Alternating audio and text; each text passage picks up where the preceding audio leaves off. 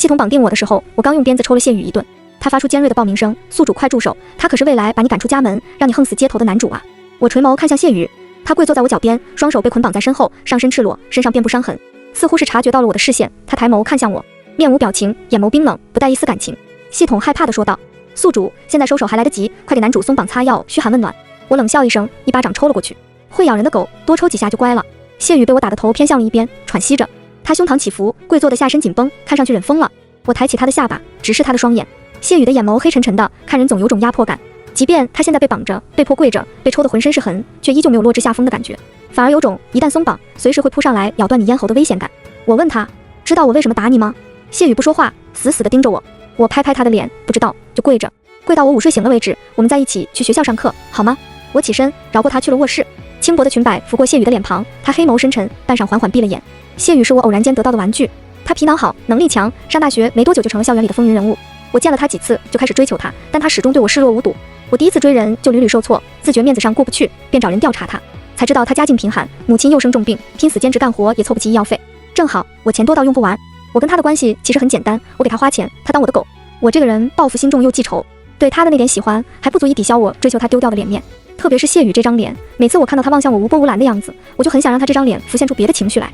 我想撕开他正经的白衬衫，想在他的肉体上留下痕迹，但谢宇很少露出其他表情，哪怕我抽狠了，也就是喘着气瞪着我，倔强的不肯发出一点声音。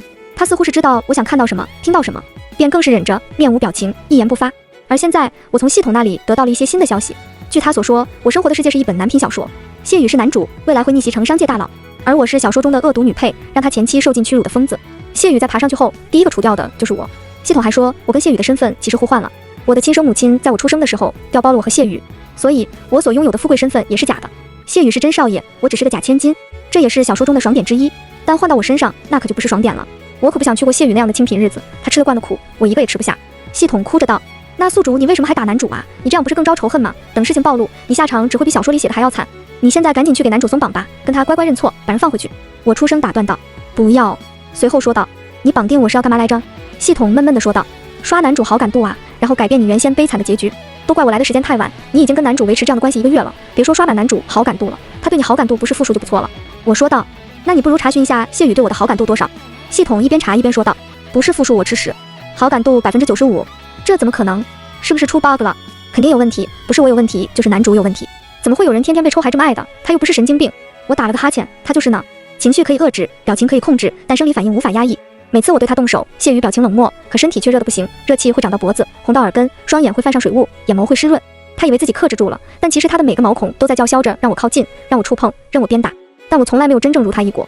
校庆这天，我跟人起了冲突，是我军训时的室友王巧珍，在我家世没曝光的时候，他就在表白墙上造我黄谣，说我在校外被包养。我直接找上门，跟他当面对质，把钱砸他脸上，当面羞辱他一番，又让人收集了他的言论证据，让他在大一刚开学没多久就收获了一封律师函。最后是他哭着录制道歉视频发到表白墙上，我和他同时在学校出名，在那之后他看到我就躲着，如今不知道哪里来的勇气，这人又敢凑到我面前，就因为我让谢宇跑去校外给我去买奶茶。王巧珍义愤填膺地道：宋思宁，别以为你有几个臭钱就可以校园霸凌别人，你凭什么要求谢宇给你去买奶茶？你自己没有脚吗？这1个月你使唤他多少次了？你当他是你的仆人吗？公主病犯了就滚回家，来上什么学啊？我朋友冷笑一声说道：王巧珍，你是谢宇的谁啊？你这么生气，搞得好像宁宁使唤了你的男朋友似的，别对别人的男朋友占有欲这么强。宁宁刚演出完下来都累坏了，让谢宇买杯奶茶怎么了？对呀，难不成你喜欢谢宇，见不得他对宁宁这么好吗？王巧珍抬高了音量说道：谢宇对外可没有承认他们是男女朋友，我就是单纯觉得你们这样很过分，来上大学都是平等的，就你宋思宁特殊，把同学当仆人使唤，周遭的人都被王巧珍的声音吸引了过来，哪里有八卦哪里就有大学生。正好谢宇回来了，手上还提着一杯奶茶，他仿佛听不见周遭因他而起的争吵，从人群中走出，沉默地将奶茶送到我身边。表演的礼服还未退下，我坐在椅子上，帮我插上吸管，没有搭理王巧珍的狂吠，看向谢宇。谢宇没有说话，表情也没有起伏，只是听话的给我插上吸管，然后将奶茶递到我手边。我接过奶茶，突然说道：哎呀，没有手换鞋子了，穿高跟鞋好不舒服啊。谢宇，帮我换下鞋吧。周围的人都瞪大了眼，表情看上去兴奋极了。王巧珍愣了片刻，随后反应过来，谢宇你别听他的，他话还没说完，谢宇已经蹲下了身子，单膝跪地，手掌抓上我的脚踝。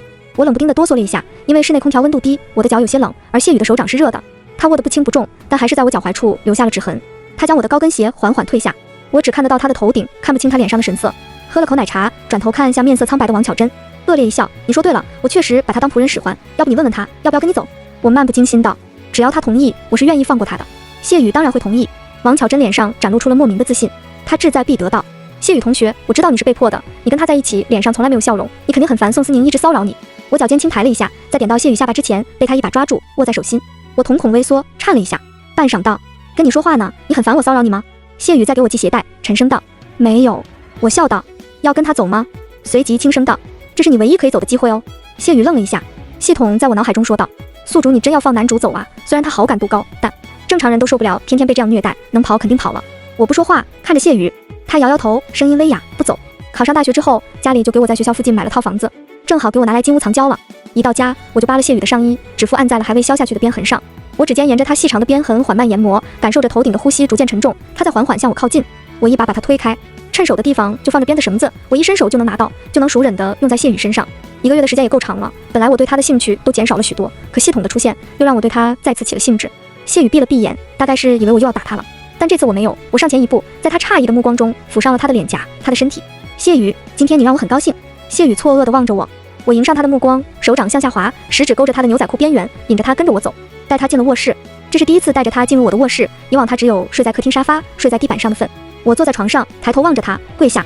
谢宇的眸光微沉，似乎是觉得我又起了新的折腾法子。他面无表情的跪地。我买了个新玩意儿，一个项圈，俯身给他戴上。他视线扫过我的脖颈，又低垂下头，任我摆弄。戴好后，我一拽，谢宇就猛地倒向了我，赤裸的胸膛鼓动，呼吸急促起伏，眼神凶狠地望着我。宋思宁，别太过分了！系统哇哇大叫道。完啦完啦，男主生气了，他要是没控制住脾气揍你怎么办？宿主快跑！我不但没有跑，还扇了他一巴掌，无异于火上浇油。系统觉得男主但凡还有点血性，都受不了这样的侮辱，再喜欢也经不住这样的折腾吧。宿主这是要把一手好牌打得稀烂的走向啊！跟系统预想的差不多，谢宇双目猩红，难得的发了脾气。我干脆跨坐在他身上，双手撑在他肩膀上，笑嘻嘻的对上他眼眸，问道：“生气了？我还以为你是没脾气的狗呢，打你1个月，现在才跟我发脾气。”我拍拍他的脸，手腕却被他猛地抓住，挣脱不开。他戴着项圈的脖颈被磨出了红痕，双眼死死地盯着我，像是在思考该怎么对付我。宋思宁，我没忍住亲了他一口，亲在了他左脸，然后亲在了他唇角，最后印在了他唇瓣上。一开始都是我在亲，我亲累了，要离开了。谢宇将我的头按了回去，开始大肆蹂躏我的唇瓣，抓着我手腕的手缓缓向下，最后护在了我的腰上，将我压在床上，像是想要从我身上讨回什么，讨回受了1个月的皮肉之苦。还是坚持了1个月，就等着这一天。但他实在很不会接吻，我的唇瓣被研磨得很疼。我想说等一等，但等字还没说出，就被他吞吃入腹。谢宇太可怕了，只一个接吻我都招架不住，那一吻像是解开了他身上某种封印，又或者他早就忍不住了，早就想收拾我了。我捂着嘴给了他一巴掌，这是他不听命令的惩罚。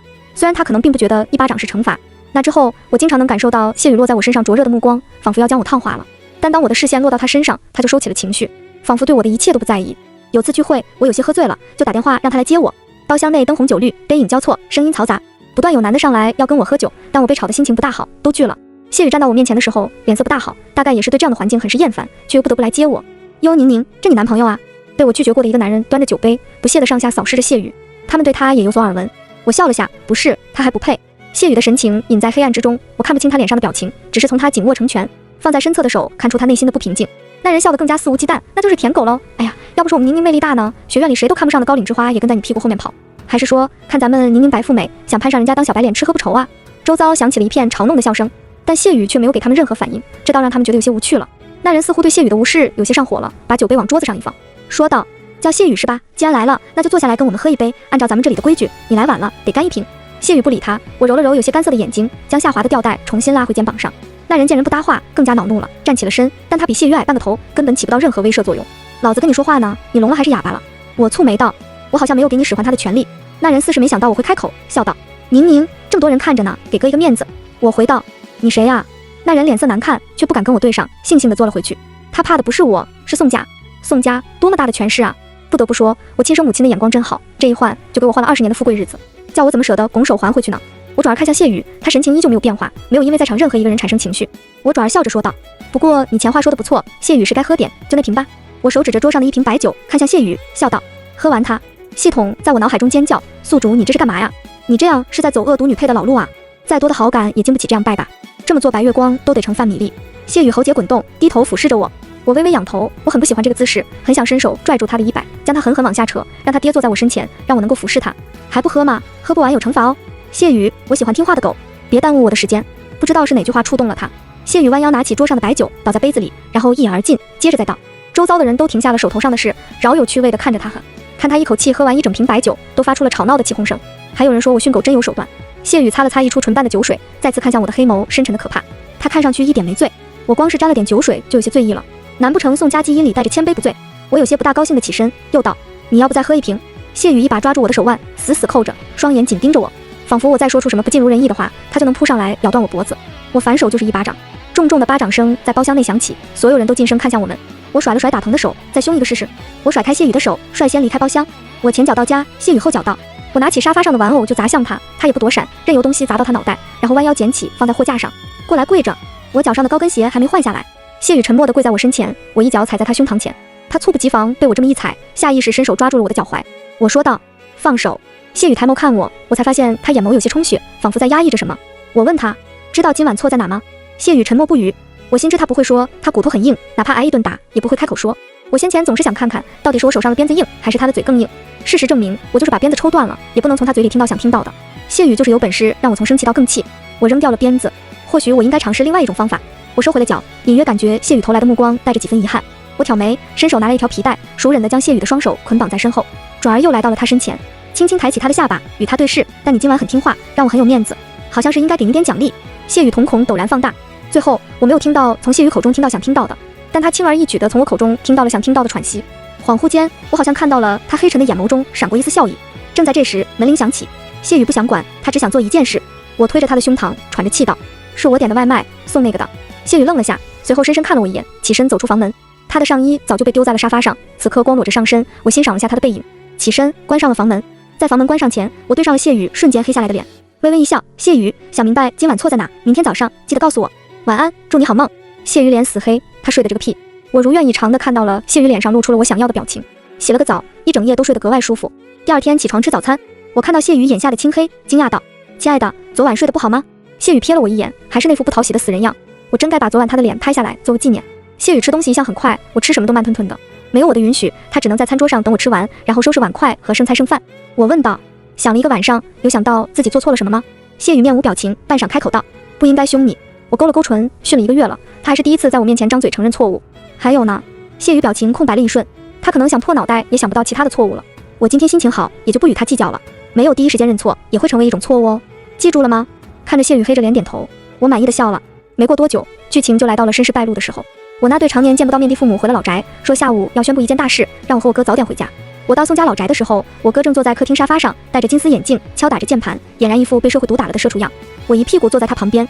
宋允揉了揉眉心，开口道：“爸妈要宣布什么大事，知道吗？”我眼也不眨的撒谎：“我怎么知道？宋家父母只是商业联姻，他们只管生不管养，因此我跟他们没有什么感情，跟他们还没有老宅的管家和保姆亲。我从小就是被宋允带着长大的。宋允很清楚我的脾性，上学的时候就生怕我本就不善良的个性，在外学得更坏了，就对我的管教很严。我高中毕业后，他也继承了宋家，整天忙得脚不沾地，根本没时间管我。而我在脱离他的管控之后，做的第一件事就是把谢宇养了。要是他知道我背着他干了什么事，估计能气疯。宋允在忙完手头上的事情，就开始打探我最近做了什么。我滴水不漏地撒着谎。宋允很欣慰，觉得自己多年的管教有成效了。我们聊着天的时候，玄关传来了开门声。这件事咱们还没来得及跟其他人说，你不要紧张。我饶有趣味地看着宋家父母带着谢宇进门。宋允蹙眉看着这一幕，谢宇一抬头就与我对视上，他明显愣住了。我冲他微微一笑。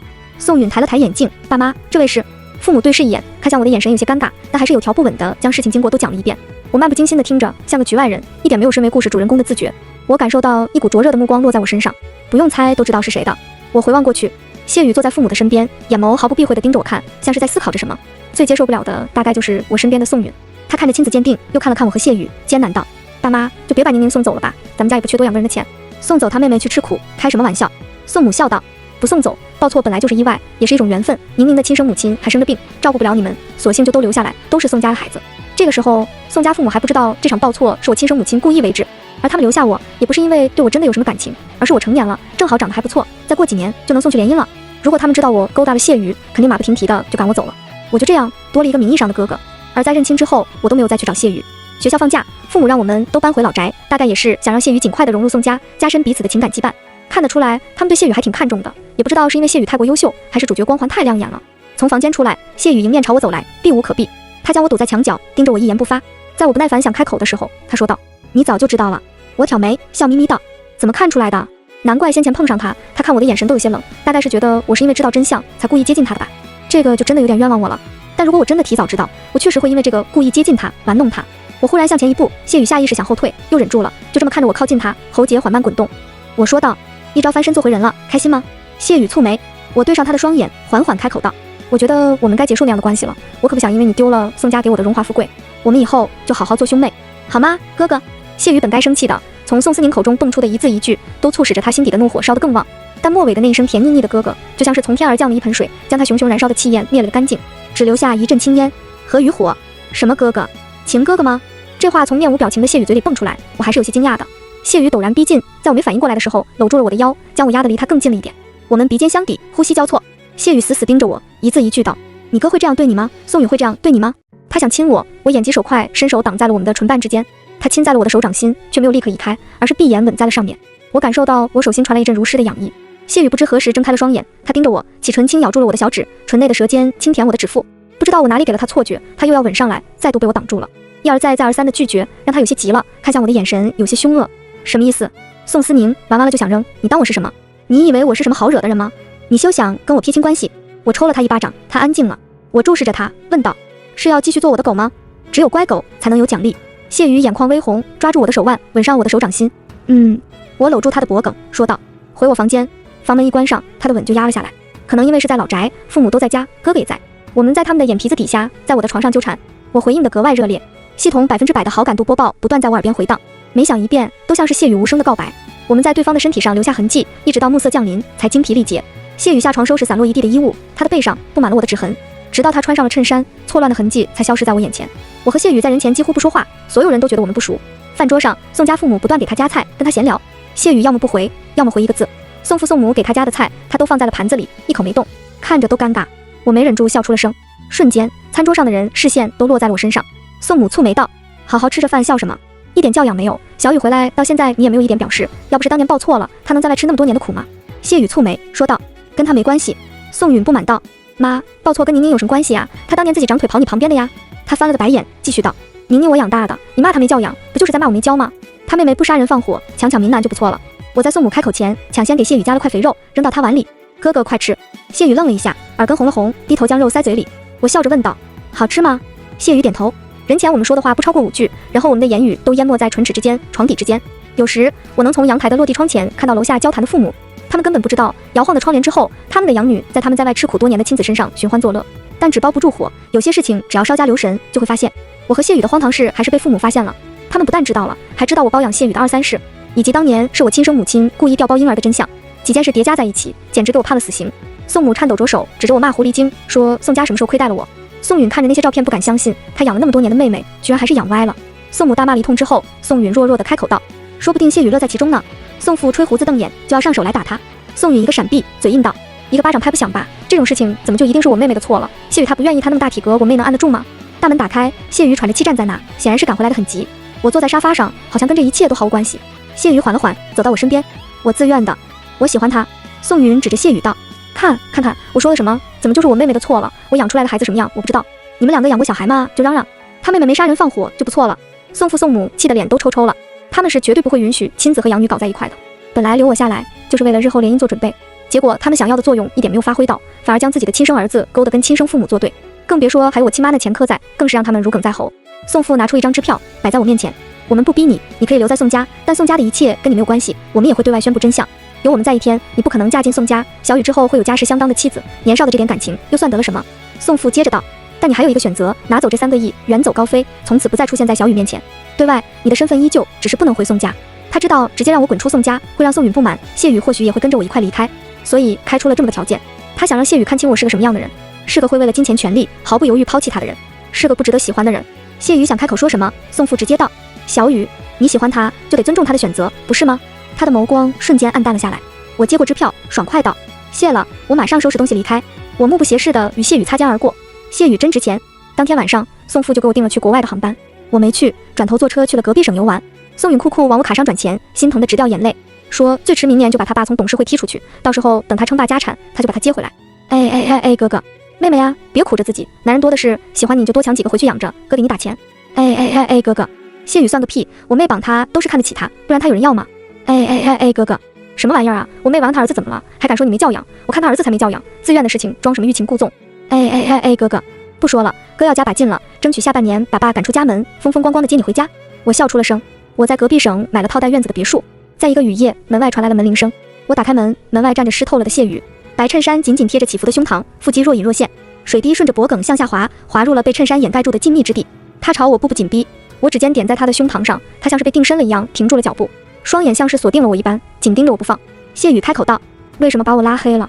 我不假思索道：“你爸爸让我删的，你爸爸还说让我不要出现在你面前，你出现在这让我很难搞哎。他到时候把我的钱和身份都收回去了怎么办？我可不想过苦日子。”谢宇喉结滚动：“不会，是我来找的你，我是把狗卖了，但是架不住狗认主，又自己跑回来了，也不知道送回去还能不能再卖一次。”谢宇去洗澡了，我躺在床上看着我名下公司的变动。这公司是我刚上大学那会儿创的，娱乐公司签了几个小艺人，一开始只是想玩玩，没多久就没兴趣，搁置一边了。系统告诉我剧情之后，我就把这抛之脑后的公司又找出来盘活。在娱乐圈这个名利场，身份有时候比金钱更好使，有宋佳这个身份，我能拿下比别人更多的资源，再加上3个亿的资金在手，简直如有神助啊！谢宇真值钱，要不还是打电话给宋佳人，再商量个好价钱再卖一次。以后没钱了就把谢宇送回去，让那夫妻来捞他们在外吃苦多年，归来仍是恋爱脑的儿子。在看什么？